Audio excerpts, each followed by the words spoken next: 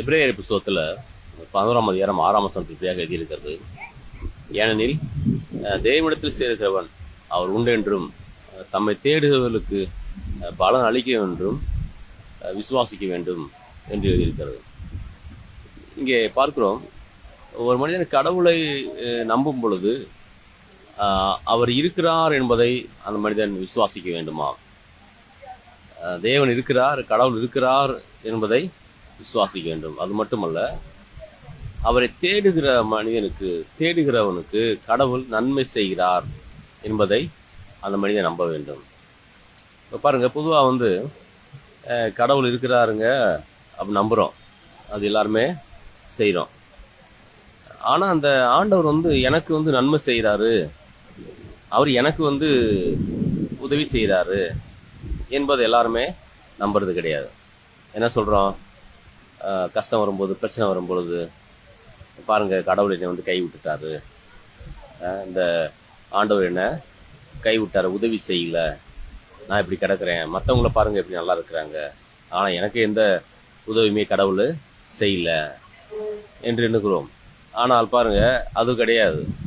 அது நம்முடைய நம்பிக்கை அல்ல. இயேசு ஏற்றுக்கொண்ட ஒரு மனிதன், அவனுக்காக, அந்த மனிதனுக்காக கடவுள் என்ன பண்ணியிருக்கிறாராம்? தம்முடைய சொந்த குமாரன் என்று பாராமல் நம்ம எல்லாருக்காகவும் அவரை ஒப்புக் கொடுத்தவர், அவரோட கூட மற்ற எல்லாவற்றையும் மறலாதிருப்பது எப்படி என்று ரோமர் புத்தகத்தில் படிக்கிறோம். அப்ப அந்த வசனம் என்ன சொல்கிறது? தேவன் வானத்தை உண்டாக்கினார், பூமியை உண்டாக்கினார், மனிதனுக்கு தேவையான எல்லாவற்றையும் உருவாக்கினார். அது மாத்திரமல்ல, தம்முடைய சொந்த குமாரனாகிய இயேசுவையே மனிதனுக்காக தேவன் கொடுத்தார். இப்ப பாருங்க, ஒரு விஷயம் புரியுது. என்ன புரியுதுன்னா, சொந்த குமாரனாகிய இயேசுவையே கொடுத்த தேவன் அந்த இயேசுவோட கூட உங்களுக்கு தேவையான மற்ற காரியங்களையும் நிச்சயமா கொடுப்பார். அதான் அங்க எபிரேயர்ல படிக்கிறோம், தேவனிடத்துல சேருகிறவன் அவர் உண்டென்றும் தம்மை தேடுகிறவர்களுக்கு பலன் அளிக்கிறவர் என்றும் நம்ப வேண்டும் அப்படியார். பாருங்க, ஒரு முறை நான் ஒரு பஸ்ஸில் போயிட்டு இருக்கும் பொழுது, சில ஆண்டுகளுக்கு முன்னால பக்கத்தில் தெரிஞ்ச நபர் ஒருத்தர் உட்காந்துருந்தார்.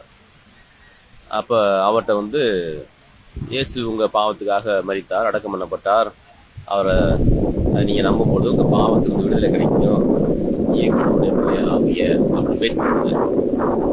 அப்போ அவர் என்கிட்ட ஒரு கேள்வி கேட்டார்.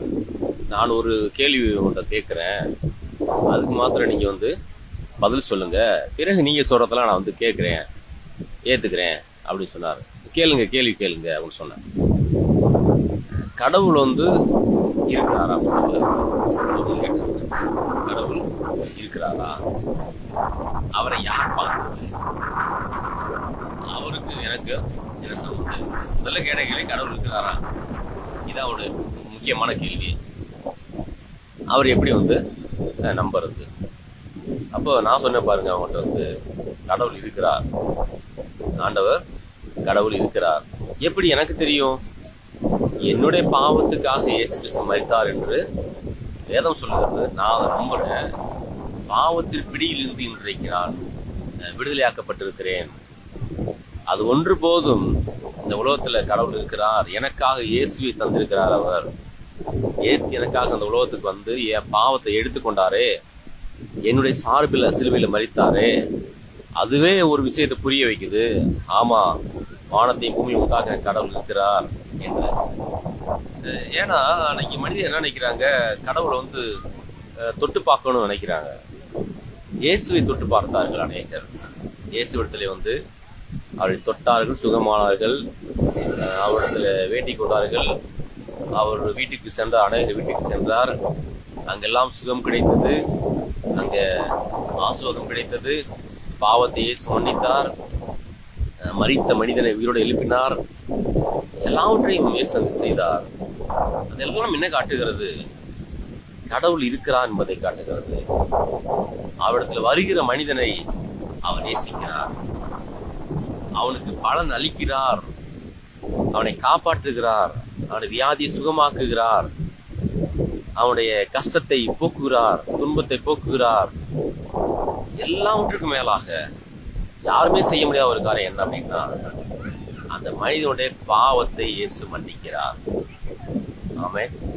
கர்த்தர் நம்மை ஆசீர்வதிப்பாராக.